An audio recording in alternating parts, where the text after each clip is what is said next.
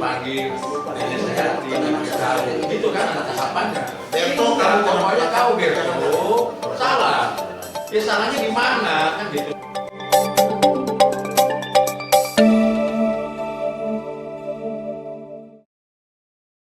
Baik, terima kasih Ketum. Ya. Selamat sore, Mas Suryo, Kang Agus. Terkait dengan SK 083 itu tentang pendemisioneran pimpinan Pusat Pemuda Pancamarga hasil Munaslup 2019-2024. Ada yang aneh. Pertama, mendemisioner pengurus pimpinan Pusat Pemuda Pancamarga, berarti seluruhnya. Kemudian untuk mengisi ini sehari-hari menunjuk sekjen, menugaskan sekjen untuk melaksanakan tugas sehari-hari pimpinan pusat. Poin selanjutnya, bendahara umum melaksanakan tugasnya sebagai bendahara, keseharian sebagai bendahara. Ini dua hal yang paradok ya, yang ini ya.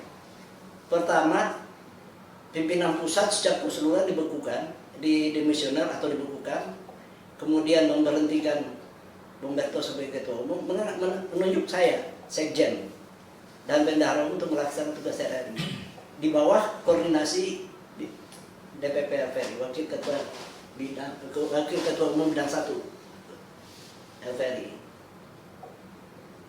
Nah, ketika dimintakan kepada saya kesiapan saya untuk melaksanakan tugas itu, saya bilang terus terang, saya menolak, tidak bersedia. Karena apa? Kepimpinan Pusat Pemuda Pancamarga ini adalah satu kesatuan. Kalau ketua umumnya ini kan berarti kan semuanya harus seluruh pengurus. Berapa? Menunjuk lagi yang lain daerah dalam satu SK itu sendiri. Anehnya, SK itu diterbitkan tanggal 9 pendemisionerin karena periodisasi kepengurusan PPM 2019-2020 sudah habis, sudah berakhir pada tanggal 9 September. Padahal Munaslup dilaksanakan 7-9 September itu, baru pada tanggal 9 September itu baru hanya satu ketua umum, Bung Berto Isadoko. Sudah itu formatur. Nah, apakah yang ini yang didemisioner? Kepengurus formatur bersama ketua umum terpilih diberi tugas 1 bulan untuk melengkapi kepengurusannya. Pada tanggal 9 Oktober 2019 baru kepengurusan pimpinan Pusat Pemuda Pancamarga dilantik secara resmi oleh Ketua Umum Legenda Veteran Republik Indonesia Ayahanda almarhum Letnan Jenderal R.S. Ageng. Nah, jadi kalau itu udah cacat. Dalam penetapan itu sudah cacat prosedur, karena waktunya itu sudah batal demi hukum sebenarnya itu. Karena SK 083 itu mendemisioner kepengurusan yang belum ada pada saat itu. Nah, mungkin karena ini barangkali perlu dikuatkan lagi dengan SK 083A. Ini lebih lagi, pada saat 083 nggak nyambung. 83 itu mendemisioner, 83A lain lagi. Karena Bung Berto selaku Ketua Umum PPM mendirikan organisasi PPM LVRI. Nah, dengan Badan Hukum Kemenkumham. Nah, Badan Hukum Kemenkumham itu bukan pendirian organisasi, tapi memberi legitimasi pengesahan organisasi PPM ini sebagai badan hukum. Karena sudah ada sebelumnya itu PPM yang Samsudin Sregar yang pada saat itu ada persoalan dan berperkara di pengadilan, gitu kan. Maka ketika kita mengurus itu tidak mungkin karena sudah ini. Tahun 2021 kita coba, memang tidak bisa, karena ini sistem dan sistem bakum, sistem administrasi badan hukum. Nah, ketika satu organisasi sudah terdaftar secara resmi, yang lain masuk nggak bakalan bisa. Ketika pada saat itu kita mencoba mengupayakan PPMLV sudah bisa, saya lapor ke ketua umum. Tuh, kalau dengan badan hukumnya PPMLVRI bisa, oke. Ketua umum saat itu bilang nggak usah, karena kita masih ada menghadapi persoalan di pengadilan. Kita selesaikan dulu di pengadilan, baru kita ini. Itu saat itu kan. Kemudian terkait dengan SK itu juga tidak konsistennya apa? Ketika PPMLVRI dibilang tanpa izin itu, tanpa izin. Padahal izin itu memang tidak sudah disampaikan pada saat malahan ayahanda DPP LVRI periode sebelumnya itu menghadap langsung ke Menkumham, Wamenkum diterima oleh Menkumham terkait dengan masalah badan hukum ini. Nah, inilah yang ditindaklanjuti dalam proses panjang ini. Barulah setelah Rapimnas SK Menkumham ini terbit dengan penambahan kata LVRI. SK 083 menganggap dan konsider menimbang yang pertama itu, di poin 2-nya itu, karena Ketua Umum Berto membagi-bagikan PPMLVRI ke daerah, dianggap secara struktural, secara terstruktur dan masif mengakibatkan PPM terancam, organisasi PPM terancam. Apa benar dengan penambahan kata LVRI ini PPM terancam? Yang bertanyakan dulu lantai 11 yang menyatakan bahwa LVRI terancam. Dengan penambahan kata LVRI terancam berarti apa? Nah, itu mungkin teman-teman semua yang bisa menjawabnya. Apakah itu merupakan penambahan kata LVRI itu merupakan ancaman? Saya rasa itu ya yang saya bisa sampaikan penjelasan terkait dengan itu. Kalau menyangkut pelanggaran anggaran dasar tadi kan sudah ini. Yang mana? Pasal berapa, ketentuan apa yang dilanggar? Itu saya rasa cukup ya. Pemutarbalikan fakta, tanggapannya seperti apa? Jadi sini menarik ini, ya. Ya jelas ini pemutaran fakta dong, pemutarbalikan fakta, memutarbalikan fakta. Maaf. Kalaulah dibilang saya ada di dalam forum munaslup mereka hari ini, saya sangat miris dan melihat teman-teman yang hadir di situ adalah orang-orang yang saya SK-kan. Seolah-olah melihat Berto itu sesuatu yang berbahaya, membuat kesalahan. Saya tanya, saya jawablah yang ketua umum bilang, Berto tidak pernah datang sini. Ini fotonya ini. Apa nih? Saya tidak pernah datang di mana? Ini. Di mana saya nggak pernah menghadap sama beliau? Hah? Baik itu di dalam menghadap saya secara pribadi ataupun secara dinas, saya menghadap pakai pakaian ini. Dan waktu saya menyampaikan hasil keluarnya SK Kumham itu, saya datang, saya laporkan. Dan mau berangkat Rapimnas juga, saya melaporkan kepada yang bersangkutan. Menghadap saya. Jadi kalau ini dikatakan saya belum pernah menghadap dipanggil, yang benar dong. Saya bisa menjawab akan hal itu. Apakah karena satu kali tidak dipanggil tapi berkali-kali saya menghadap itu juga salah? Ya kalau namanya dia sebagai pemimpin, ayahanda saya yang hormati, saya banggakan, itu sudah tidak perlu dipersoalkan karena terjawab.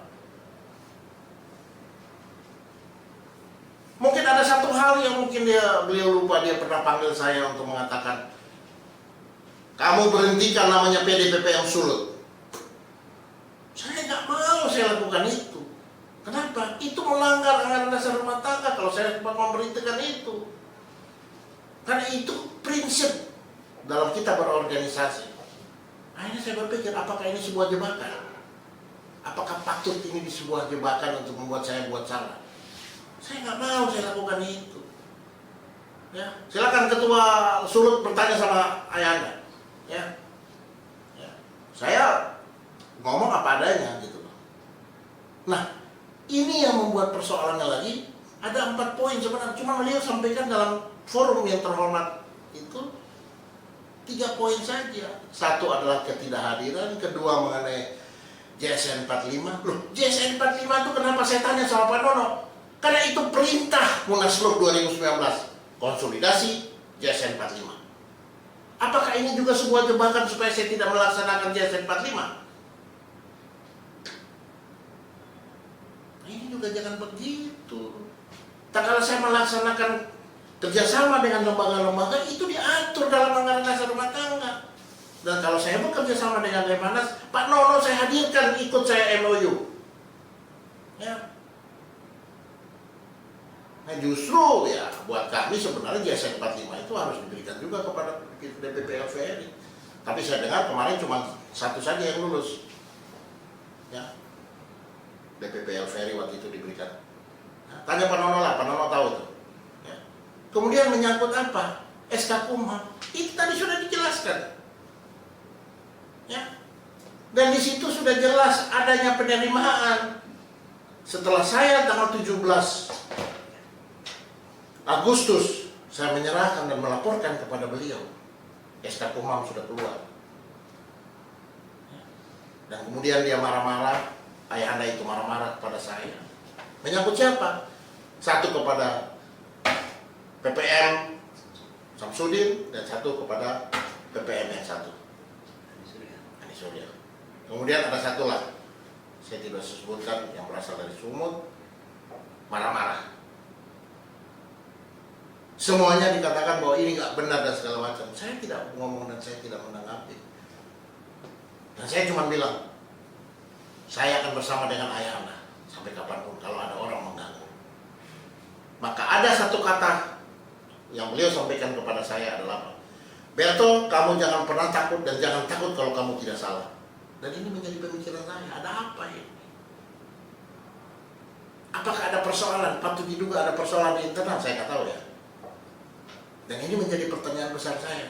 Kenapa? Berto, kamu jangan pernah takut dan jangan takut kalau kamu tidak salah. Sesudah itu saya pulang.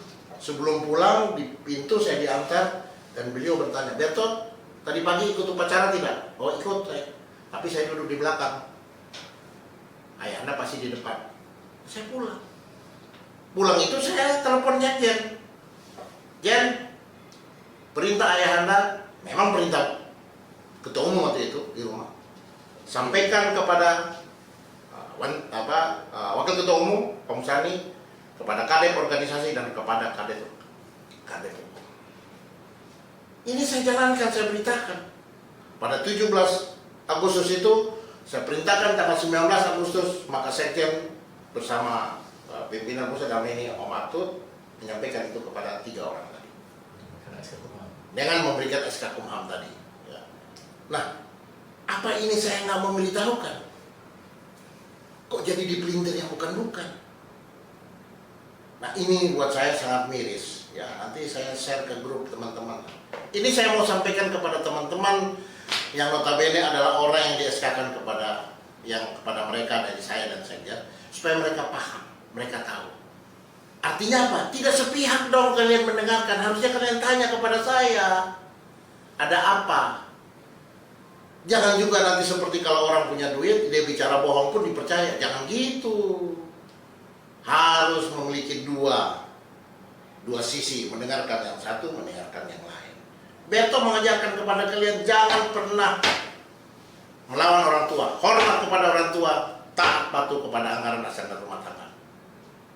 Nah, siapa yang berani di daerah Yang menyampaikan sambutan itu, yang selalu saya sambutan pertama siapa? Yang saya hormati, yang saya cintai, ayahanda dan ibunda. Mau itu ada namanya kepala daerah, mau itu ada pimpinan yang lain yang posisinya bagus, saya tidak peduli. Yang saya sampaikan adalah yang saya cintai, yang saya banggakan, ayahanda DPD RVRI, ketua DPD RVRI. Itu yang saya selalu lakukan. Gitu loh. Jadi ini perlu saya sampaikan kepada teman-teman semua, bahwa ini penting. Nah, kemudian kembali kepada pernyataan atau kesalahan yang disampaikan kepada saya. Tadi udah 3 ya. Tidak pernah hadir, kemudian JSN 45, kemudian menyangkut kepada SK Kumham. Yang keempat, kenapa nggak sampaikan lah. Dan beliau juga sampaikan kepada para Wantimpus, yaitu apa? Berto, saya ini pendeta, jangan kau share-share kepada saya, kirim kepada saya mengenai firman-firman. Buat saya ini sesuatu yang aneh. Kenapa? Saya dengan ketua umum itu sama, sebagai anak Tuhan. Salah saya mengirimkan selamat hari Minggu. Hah? Ini satu yang luar biasa. Sampaikan, ayah harus sampaikan di forum itu. Ini yang mau saya buka gitu loh. Nah, kemudian di dalam forum itu yang ada bukan kepada substansi persoalan, menyangkut kesalahan Berto, menyangkut SK Kumham, tetapi Berto dan Berto dan Berto dan Berto. Ini masalahnya apa? Jangan dong kita berbicara ya sepertinya Cipcon ini, cipta kondisi. Semua diberikan sesuatu informasi yang buruk tentang Berto, sehingga semua yang ada di forum itu melihat Berto itu sesuatu ancaman. Nah, ini yang harus kita pikirkan baik-baik, teman-teman semua. Saya tidak mengharapkan dengan saya memberikan itu kalian kembali kepada enggak, saya nggak perlu. Tapi perlu juga saya sampaikan bahwa saya punya hak sebagai warga negara untuk melakukan pembelaan diri. Puncaknya kenapa saya marah terhadap langkah yang saya ambil untuk Munas, itu sangat prinsip buat kami orang Timur. Dalam pertemuan dengan Wantimpus, kemudian beredar lagi di SMS, menyangkut apa? Menyangkut almarhum kakek saya. Menyangkut apa itu? Menyangkut gelar yang dimiliki oleh kakek almarhum saya. Dan keluar dari mana? Dari bahasa pembina. Dalam forum dengan Wantimpus itu dikeluarkan. Buat saya sudahlah. Saya secara pribadi saya berikan pintu maaf karena orang tua pun pasti hilang. Tapi berikutnya kemudian keluar di SMS memberitahukan kepala DPD dan segala macam. Saya ada. Ini bukan ngarang-ngarang ini. Semuanya ada. Dan orang yang kasih ke saya dia berani bersaksi. Yang kata-katanya buat kami orang Timur terutama, kalau mungkin mohon maaf permisi ya, buat orang Sulawesi itu siri namanya, membuat perasaan keluarga itu terluka. Kenapa? Dia bukan sembarangan orang, dia diberikan oleh negara sebagai pahlawan nasional. Kenapa dia lakukan? Bertanya kepada presiden, bertanyalah dia kepada namanya Alhar Gonggong pada sebagai tim, bertanya dia kepada Minfed menyangkut apa? Keveteranannya, tanya di sana. Tapi jangan dia menyampaikan itu dalam forum. Itu kan sebuah pernyataan yang membuat apa? Pernyataan tidak menyenangkan. Tapi saya kembali lagi, saya tidak melakukan langkah-langkah hukum. Karena tadi saya masih melihat, oh, orang tua pasti hilang. Kurang apa lagi saya? Tapi kembali lagi saya katakan kepada semua, sudahlah. Orang tua pasti hilang. Ini yang mau saya katakan kepada teman. Saya harus menyampaikan ruang ini, pembelaan diri terhadap saya, terhadap diri saya dan teman-teman tentunya, bahwa apa yang saya lakukan, tolong sampaikan. Kesalahan apa yang saya lakukan. perlu saya tegaskan kembali menyangkut anggaran dasar rumah tangga. Ya tadi saya bilang bab 6 pasal 23 ini semua ada di sini, Bos. Ya, semua ada di sini tertulis bagaimana kewenangan daripada DPR RI. Jangan diambil pada 2B, ya, memberikan mencabut mandat kepemimpinan, tapi dia lupa pada angka A-nya ada tertulis jikalau Ketua Umum PPM melanggar ketentuan anggaran dasar rumah tangga, maka pimpinan LVRI tingkat pusat berwenang memberikan peringatan secara lisan dan tertulis. Setelah arahan dan petunjuk tidak dilaksanakan, masuk poin B, memberikan atau mencabut mandat kepemimpinan organisasi. Jelas di sini, Bos. Nah, kalau saya memberikan surat kepada DPP LVRI dalam hal ini pembina, wajar dong saya keberatan. Atau pimpinan pusat keberatan dengan surat itu, artinya mau memberitahukan ayah anda ini salah loh, ini salah loh, saya nggak mau kita diamkan. Akhirnya apa? Memberikan sesuatu yang salah menjadi benar. Ini yang tidak boleh dalam organisasi. Kalau teman yang baik, anggota yang baik, yang sahabat yang baik, dia memberitahukan yang benar adalah benar, bukan mendiamkan sesuatu yang salah menjadi pembenaran. Akhirnya apa? Membuat orang tua kita jadi salah. Ini hidup loh, filosofi hidup loh. Ya. Jadi sekali lagi, dalam saya menyampaikan ini dengan One Team Push, saya tidak mengharapkan teman-teman yang ada di sana atau orang yang sudah melakukan salah langkah itu untuk ikut atau kembali ke sini atau apa. Enggak, saya cuma hanya mau kasih tahu bahwa saya sebagai warga negara wajib untuk memberikan pembelaan diri, karena diatur dalam anggaran dasar rumah tangga pasal 5 tadi, anggaran dasar rumah tangga dalam konteks pemberhentian pengurus ada diberikan ruang. Nah, ini saya sampaikan juga supaya ayahanda pada paham bahwa jangan melanggar anggaran dasar rumah tangga. Itu ada hal yang paling tidak dibenarkan dalam kita berorganisasi. Gitu. Ya. Jadi ini yang harus saya sampaikan, Kang. Mohon maaf ya, Pak Agus, Bang Suryo, dan juga Pak Dewan, karena saya perlu ruang untuk saya menyampaikan. Ya. Dan hari ini buat saya berharap dengan keluarnya SK Kumham itu adalah satu kebanggaan yang kita dapatkan untuk kepentingan teman-teman di daerah dalam melaksanakan apa? Melaksanakan apa? Konsolidasi, sosialisasi JSN 45. Karena saya tahu begitu beratnya mereka melaksanakan itu dengan segala kekurangan, keterbatasan. Ya, tidak mudah. Ini didorong dari teman-teman di bawah melalui Rapim 1, Rapim 2, dan Rapim 3. SK Kumham itu kami dapatkan, dia kabur semua. Cuma beberapa provinsi lah. Kok dia tinggalkan ini barang? Jangan dong. Bersikaplah gentle. Satu, integritas itu dijaga. Dan jangan mengkhianati konstitusi. Ya.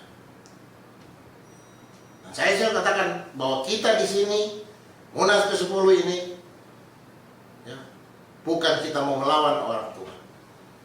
Kita tetap bersama dengan orang tua, cuma kita tidak mau kita diajarkan untuk berbuat salah. Maka kita mau meluruskan masalah ini. Mungkin buat saya, ya sekian dulu. Kalau mungkin ada tambah silakan, tapi mungkin ada yang ditambahkan oleh Pak Agus. Cukup. Ya, silakan, atau Pak Suryo mungkin penguatan dari sebuah poin. Dikatakan oleh Bung Berto ini cukup, dalam arti kata begini. Sebetulnya banyak hal yang bisa membuat orang kecewa dan bisa menyebabkan marah. Dan kita juga sebetulnya sebagai One Team Push, sebagai senior, kita prihatin kenapa kok justru ini orang tua memecah belah anak-anaknya sendiri. Tapi di sisi lain secara paradoks mengatakan ingin mempersatukan. Jadi hal ini yang saya pikir sangat bertolak belakang. Apalagi beredar SMS yang mendiskreditkan Humberto, meminta agar tidak mencalonkan dan memilih Humberto. Buktinya ada. Ya. Kemudian kedua, SMS yang melakukan intimidasi bagi yang tidak mengikuti petunjuk orang tua.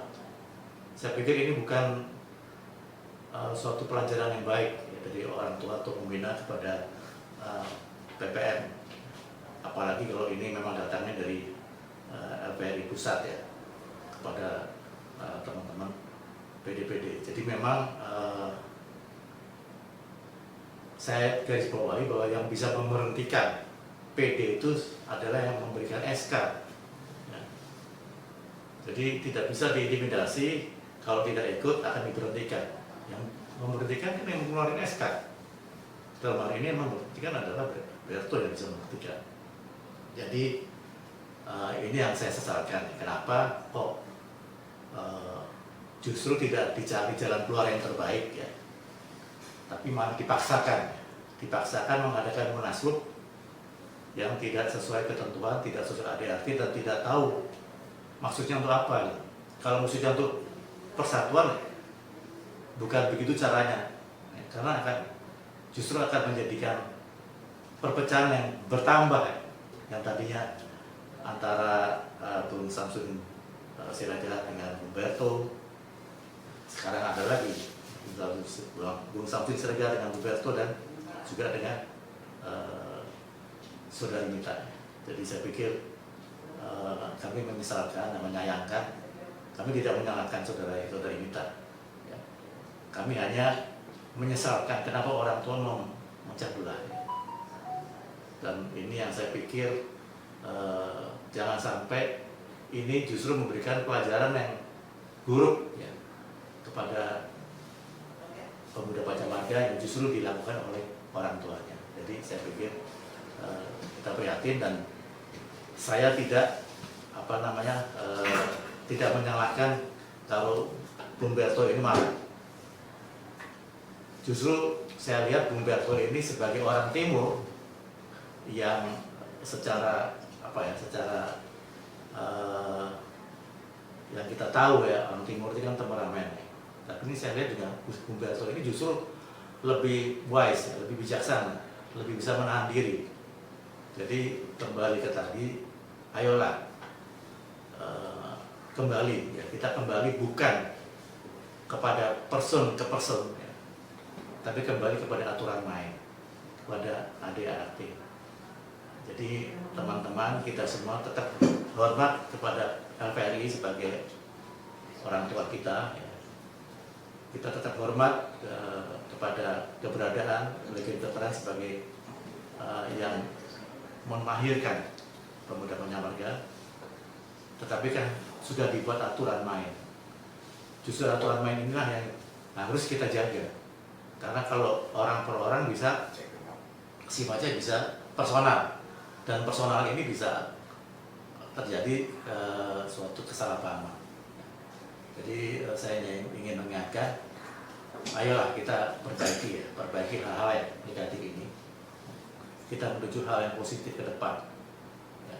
Banyak hal yang di luar ini yang perlu kita tangani bersama. Untuk itu justru persatuan. Dan persatuan yang sudah ada, yang sudah digariskan sebetulnya oleh Kongres ke-12 LPRI, ya, bahwa Kongres ke-12 LPRI ini sudah menyatakan bahwa satu-satunya pemuda Pacamarga adalah pemuda Pacamarga hasil munaslup di bawah kepemimpinan Saudara Humberto. Jadi kalau ada yang lain ya justru jangan dibilang bahwa ini menunjukkan adanya tidak ada persatuan, enggak. Ini justru ada kesalahan yang dilakukan oleh pihak yang tidak mau tunduk kepada hasil Legion Veteran, Kongres Legion Veteran. Apalagi hal ini justru dilakukan oleh Legion Veteran sendiri. Ya. Jadi saya pikir, ayolah kita introspeksi bersama, kita kembali duduk, ya. Kita cari solusi yang terbaik untuk organisasi ini. Dan tentunya kami dari Wantimbo senior-senior ini tetap mendukung Humberto ini karena apa yang dilakukan sudah sesuai dengan ADART. Dan tidak ada hal personal Humberto. Humberto saya lihat juga tidak membenci siapapun. Ini semua dikembalikan pada aturan main. Kalau aturan main salah ya katakan salah, kalau benar kita katakan benar. Saya pikir demikian tambahan dari saya. Terima kasih. Mungkin satu hal yang saya mau menguatkan apa yang disampaikan, menambahkan apa yang disampaikan Mas Suryo tadi menyangkut penyatuan. Yang sampai sekarang itu juga temanya kan penyatuan ya. Munaslup Ancol diselenggarakan itu karena ingin menyatukan. Yang menyatukan yang mana? Toh pada Kongres 12 LVRI dari hasil Komisi E pada Kongres LVRI itu sudah dinyatakan bahwa kepengurusan PPM yang diakui oleh itu adalah kepengurusan PPM hasil munaslup dengan ketua umumnya Humberto. Bagi yang lain, organisasi yang di luar itu, kalau mau bergabung putra-putri veteran yang masih berada di luar ingin bergabung, ada secara individu. Jadi kalau yang perlu kita pertanyakan, menyatukannya bagaimana lagi?